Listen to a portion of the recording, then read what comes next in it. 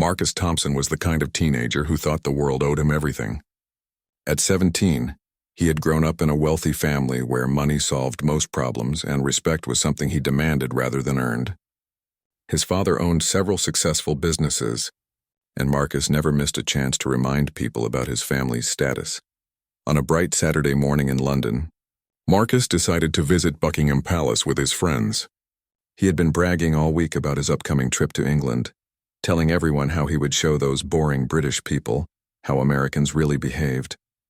His friends knew Marcus well enough to expect trouble, but they followed along anyway, curious to see what would happen. Marcus wore expensive designer clothes and carried himself with an attitude that screamed entitlement. His blonde hair was perfectly styled, and he wore sunglasses that cost more than most people's monthly salary. As they approached the famous palace gates, tourists were taking pictures and admiring the beautiful architecture. Children pressed their faces against the iron bars, trying to get a better look at the guards. The royal guards stood perfectly still in their iconic red uniforms and tall black hats. These were not just ceremonial figures. They were highly trained soldiers from elite regiments responsible for protecting the monarch and the royal residences. Each guard had undergone rigorous training and earned their position through dedication and skill.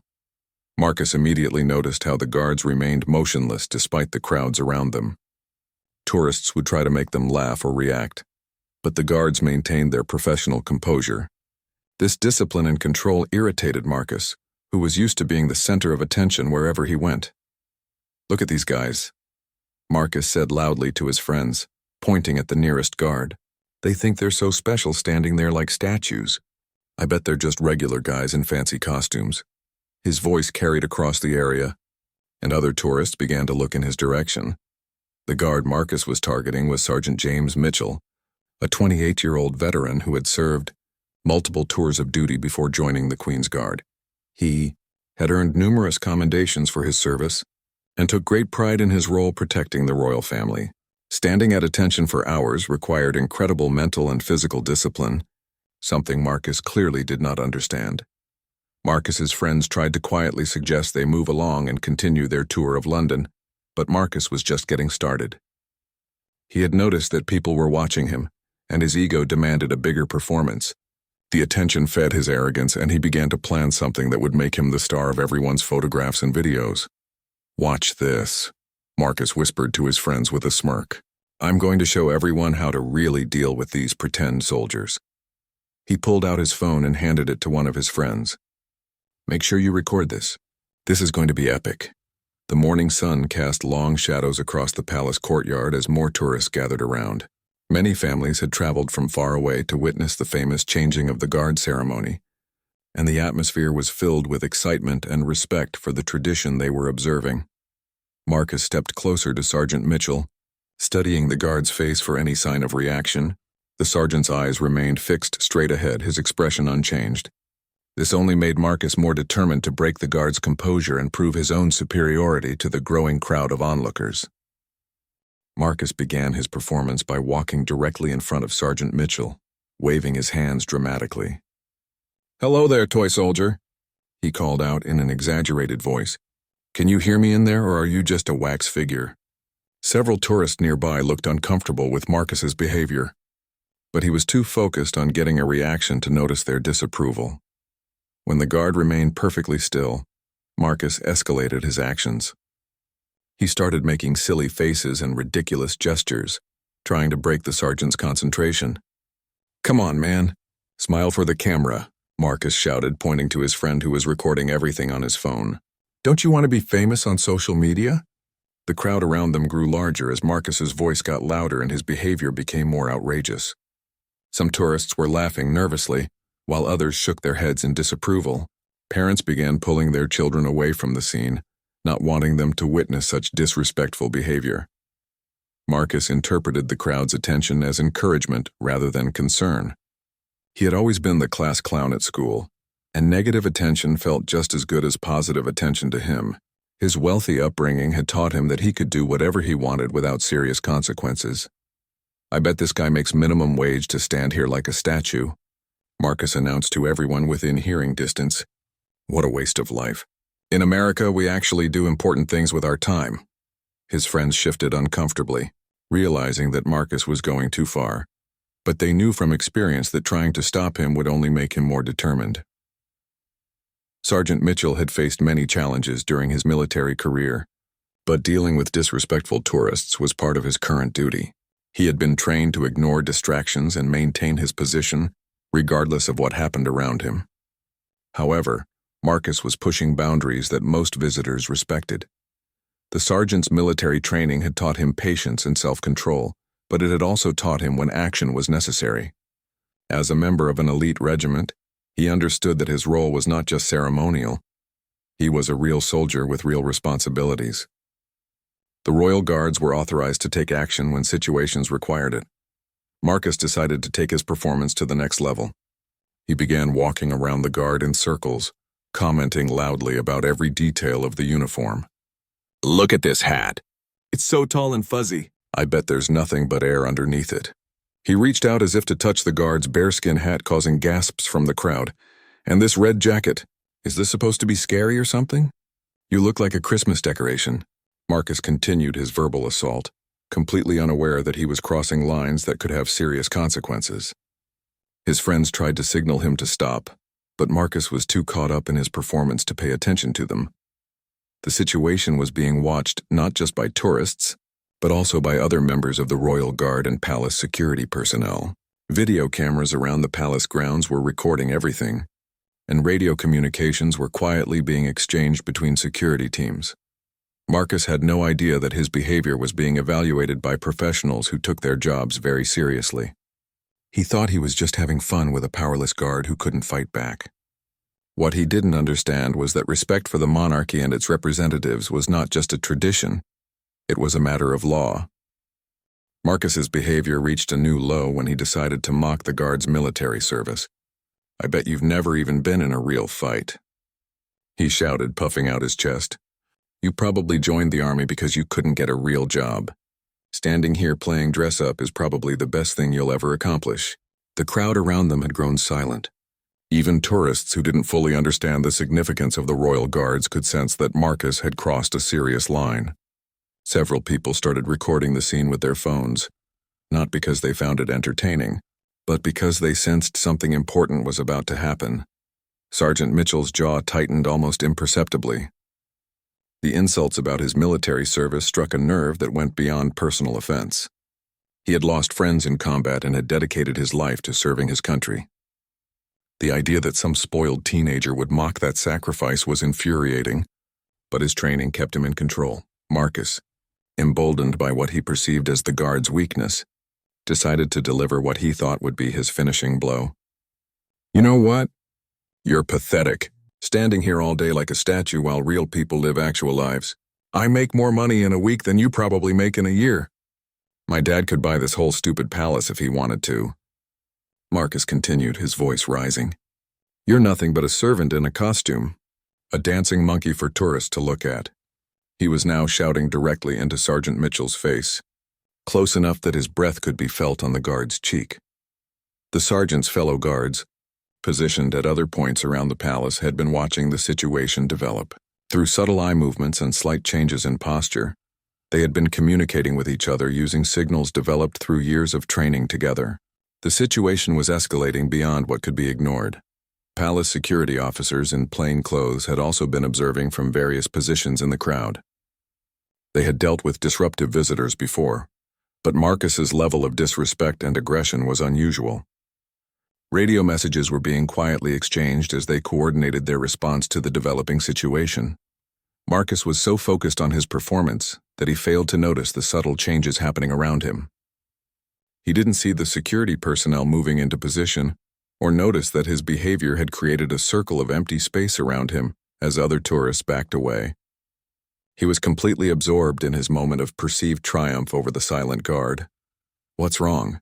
"Cat cut your tongue?" Marcus taunted, leaning even closer to the sergeant. "Or maybe you're just too stupid to think of anything to say. I bet you can't even speak properly with that silly accent." His friends had moved several steps back, finally realizing that Marcus had gone beyond the point of no return. The morning air was tense with anticipation. Experienced tourists who had visited the palace before knew that something significant was about to happen. The royal guards were not just decorative figures. They were real soldiers with real authority, and Marcus was about to learn that lesson in the most dramatic way possible. Sergeant Mitchell's training had prepared him for many situations, including how to deal with threats to royal property and disrespectful behavior toward the monarchy. The time for patience and tolerance was rapidly coming to an end, and Marcus had no idea how quickly his morning of fun was about to turn into a nightmare he would never forget. The moment that changed everything came when Marcus made his final fatal mistake. In his arrogance, he decided to physically interfere with the guard's duty. "Let me see what's under this ridiculous hat," he declared, reaching out to grab Sergeant Mitchell's bearskin hat. As his hand made contact with the guard's uniform, everything changed in an instant. Sergeant Mitchell's military training kicked in like a lightning bolt. In one fluid motion, he brought his rifle down from his shoulder and pointed it directly at Marcus's chest. The movement was so fast and precise that Marcus didn't even have time to react. The teenager's face went from smug confidence to pure terror in a fraction of a second. "Stand back," Sergeant Mitchell commanded in a voice that carried the full authority of the British military. The sound echoed across the courtyard like thunder, causing every person in the vicinity to freeze in place. Marcus stumbled backward, his hands shooting up in the air as he stared down the barrel of the guard's rifle. The transformation in Sergeant Mitchell was complete and terrifying. Gone was the silent, motionless figure that Marcus had been mocking. In his place stood a highly trained soldier who was prepared to defend royal property and maintain order at any cost. His eyes were sharp and focused, and his voice carried the weight of absolute authority. Marcus's legs turned to jelly as he realized the magnitude of his mistake. The rifle pointed at him was not a toy or a prop. It was a real weapon in the hands of a real soldier who had every legal right to use it if necessary. The teenager's mouth opened and closed like a fish out of water, but no words came out. The crowd of tourists scattered like leaves in a storm. Parents grabbed their children and rushed away from the scene, while others took cover behind barriers and statues. The peaceful morning atmosphere had been shattered by Marcus's foolish actions, and now everyone in the area was experiencing the consequences of his behavior. Palace security officers emerged from their concealed positions and quickly surrounded Marcus. These were not ordinary security guards. They were highly trained professionals who worked closely with law enforcement and military personnel to protect the royal family and their property. They moved with the precision and authority of people who dealt with serious threats on a regular basis. "Do not move," one of the security officers commanded as they formed a circle around the terrified teenager. Marcus found himself surrounded by uniformed and plainclothes officers, all of whom were treating him as a potential threat to national security. His hands remained high in the air as he struggled to process what was happening to him. The sergeant kept his rifle trained on Marcus while backup arrived. His finger was not on the trigger, but his stance made it clear that he was prepared to use whatever force was necessary to maintain control of the situation. Years of military training had taught him to assess threats quickly and respond appropriately, and Marcus had definitely crossed the line into threatening behavior. Marcus's friends watched in horror from a safe distance as their companion faced the full consequences of his arrogant behavior. They had tried to warn him, but Marcus had been too intoxicated by his own sense of superiority to listen. Now they could only watch as the situation spiraled completely out of their control. The teenager's expensive clothes and designer sunglasses meant nothing now. All his wealth and privilege couldn't protect him from the reality of what he had done. He had assaulted a member of the Royal Guard while performing his official duties, and the British legal system took such offenses very seriously indeed. Within minutes, the scene was swarming with additional security personnel and police officers. The Metropolitan Police arrived with sirens wailing, treating the incident as a potential security threat to the royal residence. Marcus watched in growing panic as more and more uniformed officers surrounded him, each one taking his actions very seriously. "Please, I'm sorry. I didn't mean anything by it." Marcus finally found his voice, but it came out as a high-pitched whine that bore no resemblance to the confident tone he had been using moments before. "I'm just a tourist. I was just having fun." His pleas fell on deaf ears as the officers maintained their professional stance around him. Detective Inspector Sarah Walsh stepped forward to take control of the situation. She was a veteran officer who had dealt with many incidents involving threats to royal security, and she approached Marcus with the stern authority of someone who had seen it all before. Her expression made it clear that she was not impressed by his excuses or his apparent youth.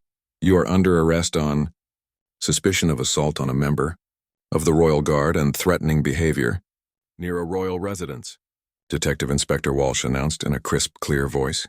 "You do not have to say anything, but it may harm your defense if you do not mention when questioned something which you later rely on in court."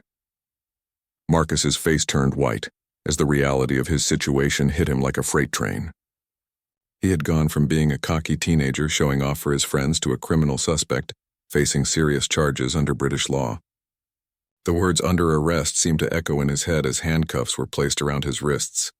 "This can't be happening," Marcus protested, his voice cracking with fear. "My father is going to sue everyone. You can't treat me like this. I'm an American citizen."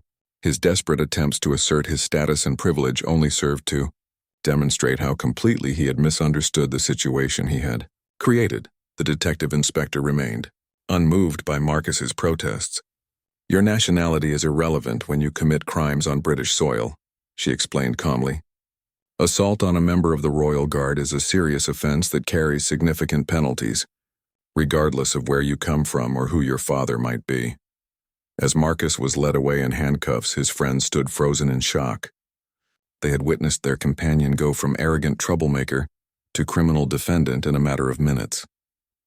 The recording on his phone, which was meant to capture his moment of triumph, had instead documented evidence of his crimes. The palace courtyard slowly returned to normal as the immediate crisis passed, but the incident had left a lasting impression on everyone who witnessed it. Tourists who had planned to take lighthearted photos with the guards now approached with much greater respect and understanding of the serious nature of their duties. Sergeant Mitchell resumed his position with the same professional composure he had maintained throughout the ordeal. His swift and decisive action had prevented the situation from escalating further and had sent a clear message to anyone else who might consider disrespecting the Royal Guard. News of the incident began to spread rapidly through social media as witnesses shared their videos and photos. Marcus had gotten his wish to be famous, but not in the way he had intended. His moment of arrogance was being watched by thousands of people around the world, and the comments were not sympathetic to his plight. The teenager found himself in a police van heading to a detention center, where he would have plenty of time to reflect on the choices that had led him to this moment. His expensive vacation in London had turned into a legal nightmare that would follow him for years to come. At the police station, Marcus sat in a cold, sterile interview room that was nothing like the luxury he was accustomed to. The concrete walls and fluorescent lighting were a harsh reminder that his family's wealth and status meant nothing here. He had been stripped of his expensive belongings and given basic clothing, leaving him feeling vulnerable and exposed. Detective Inspector Walsh entered the room with a thick file and a recording device. She had spent the afternoon gathering witness statements and reviewing security footage from the palace grounds. The evidence against Marcus was overwhelming, and she had dealt with enough privileged teenagers to know that this one needed to face the full consequences of his actions. "Do you understand the seriousness of what you've done?" Detective Inspector Walsh asked as she sat across from Marcus. Her tone was professional but firm, making it clear that she expected honest answers rather than the excuses and bravado he had been offering since his arrest. Marcus tried to maintain some of his earlier confidence, but his voice shook as he spoke. "Look, I know I made a mistake, but this is way too extreme. I barely touched the guy. In America, this wouldn't even be a big deal. Can't we just forget about it and I'll donate some money to charity or something?" The detective inspector's expression remained unchanged as she opened the file in front of her. "Mr. Thompson, you're not in America, and your actions constituted assault on a member of Her Majesty's Royal Guard while they were performing their official duties. This is considered a serious offense against the Crown, and it carries significant legal penalties." As the detective explained the charges against him, Marcus began to understand that his situation was far worse than he had imagined. Assault on a royal guard was not just a minor disruption charge. It was treated as a threat to national security and royal protection. The penalties could include substantial fines and even imprisonment. Furthermore, Detective Inspector Walsh continued, "Your behavior was recorded by multiple witnesses and security cameras. We have clear evidence of your actions and the threatening language you used towards Sergeant Mitchell. This isn't a case of your word against his. We have documented proof of everything you did. Marcus's parents had been contacted, and they were frantically trying to arrange legal representation from London. However, their American lawyers had no authority in British courts, and finding qualified local counsel on short notice was proving difficult. The teenager was beginning to realize that his family's influence had limits that stopped at international borders. The interrogation continued for hours as Detective Inspector Walsh methodically went through each aspect of Marcus's behavior at the palace. She had interviewed Sergeant Mitchell, reviewed security footage, and spoken with numerous witnesses. The case against Marcus was solid, and she wanted him to understand the full scope of his legal troubles. "I want to call my dad," Marcus finally said, his earlier arrogance completely gone. "He'll fix this. He knows important people. This is all just a big misunderstanding." But even as he spoke the words, Marcus was beginning to doubt that his father's connections could help him in a foreign legal system. The detective allowed Marcus to make his phone call, but the conversation with his father was not the rescue he had hoped for. His parents were angry and disappointed, and their initial attempts to use their influence had been met with polite but firm resistance from British authorities. The legal process would proceed regardless of who his family knew or how much money they had. As night fell over London, Marcus remained in custody while lawyers on both sides of the Atlantic worked to understand the full implications of his actions. The carefree teenager who had started the day by mocking a royal guard was now facing the possibility of a criminal conviction that could affect the rest of his life. The incident had already attracted international attention, with news outlets reporting on the American teenager who had assaulted a member of the Queen's Guard. Marcus's name and face were being broadcast around the world, but once again, not in the way he had intended when he started his performance at the palace gates. 3 months later, Marcus stood in Westminster Magistrates' Court facing the consequences of his actions at Buckingham Palace. The courtroom was packed with reporters and observers who had followed the case since the incident went viral online. The confident teenager who had mocked Sergeant Mitchell was gone, replaced by a humbled young man who finally understood the gravity of his mistakes. The magistrate, Judge Patricia Henley, had reviewed all the evidence carefully before rendering her decision. She had seen the security footage, read the witness statements, and listened to testimony from Sergeant Mitchell himself. The case was clear-cut, and she was prepared to send a strong message about respecting British institutions and the people who serve them. "Mr. Thompson," Judge Henley began, her voice carrying the weight of the law, "your behavior at Buckingham Palace was not only disrespectful, but constituted a serious criminal offense. Sergeant Mitchell is a decorated veteran who has served his country with honor, and your actions showed complete disregard for both his service and the institution he represents." Marcus's parents sat in the gallery, their faces showing a mixture of shame and worry.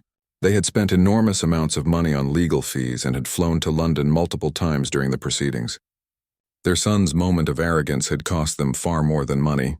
It had damaged their family's reputation and forced them to confront their failure to teach him respect for others. The judge continued her statement, outlining the specific charges and their implications. Assault on a member of the Royal Guard, threatening behavior near a royal residence, and public disorder are serious matters that this court does not take lightly. Your actions could have escalated into a much more dangerous situation, and you showed complete disrespect for both British law and the monarchy. Marcus was sentenced to 6 months in prison, suspended for 2 years, meaning he would avoid jail time if he stayed out of trouble. However, he was also fined £10,000, ordered to perform 200 hours of community service, and banned from visiting any royal residences for 5 years. Additionally, he was required to write a formal letter of apology to Sergeant Mitchell and the Royal Guard. The most lasting consequence, however, was the criminal record that would follow Marcus for the rest of his life. The conviction would appear on background checks for jobs, university applications, and travel to certain countries. His moment of teenage arrogance had created permanent consequences that no amount of money could erase. As Marcus left the courthouse, reporters surrounded him asking for comments about his experience. He had learned enough to keep his mouth shut and let his lawyers handle the media. The viral videos of his confrontation with the Royal Guard had been viewed millions of times, making him famous for all the wrong reasons. Sergeant Mitchell, meanwhile, had returned to his duties with the same dedication and professionalism he had always shown. The incident had demonstrated exactly why the Royal Guards were real soldiers rather than mere ceremonial figures. His swift action had protected both himself and the royal residents, earning him commendations from his superiors. The story became a cautionary tale that was shared widely on social media and in schools around the world. It served as a powerful reminder that actions have consequences, especially when those actions show disrespect for others and their service to their country. Marcus's 5 minutes of perceived fun had resulted in years of genuine consequences. Marcus eventually returned to the United States a changed person. The experience had forced him to confront his arrogance and privilege in a way that nothing else could have. He completed his community service working with veterans organizations, which helped him understand the sacrifice and dedication of people like Sergeant Mitchell. The teenager who had mocked military service learned to respect those who put their lives on the line for others. Years later, Marcus would look back on that morning at Buckingham Palace as the worst and most important day of his young life. It had cost him dearly in terms of money, reputation, and opportunities, but it had also taught him lessons about respect, humility, and the real meaning of service that no amount of wealth could have provided. The Royal Guard had indeed given him instant consequences, but they had also given him something far more valuable: the chance to become a better person.